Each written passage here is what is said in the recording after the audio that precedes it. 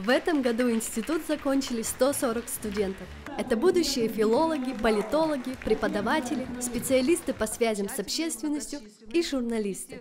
Университет дал мне образование, подарил мне людей очень много, с которыми я познакомилась, с которыми буду дружить дальше, подарил знания, которыми я буду теперь пользоваться, и подарил возможность реализовать себя как журналиста.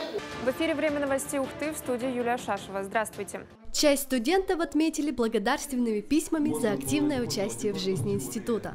А отличники в этом году получили 27 красных дипломов.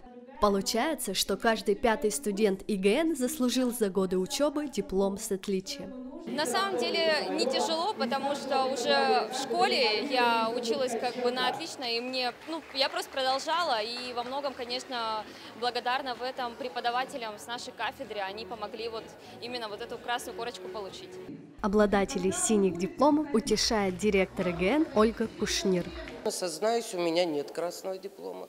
У меня даже в дипломе есть тройки. После вручения дипломов студенты выступали с ответным словом. Они благодарили преподавателей и институт. Будущие педагоги даже исполнили песни.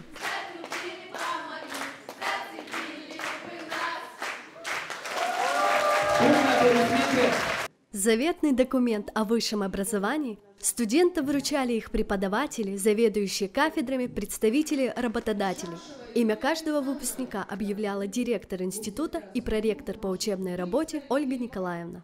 Преподаватель, он так живет. Он живет по своим выпускам, вспоминает, сколько ему лет, когда очередной выпуск происходит. Конечно, нам очень хочется, чтобы у всех все было хорошо в жизни, чтобы профессиональная судьба сложилась. Уже традиционные дипломы получили выпускники-магистры. Они провели еще 2 года в университете после бакалавриата. А аспиранты на сцене впервые. 3 молодых исследователя в этом году окончили 3-ю ступень высшего образования. Так что выпускники еще не спешат прощаться с вузом. Я получил диплом о высшем образовании, я бакалавр. Но на этом моя жизнь не заканчивается. Дальше приходится еще учиться 2 года в магистратуре. Надеюсь, все сложится хорошо, я поступлю. Мария Торопова, Александр Кочкин, учебное телевидение СГУ.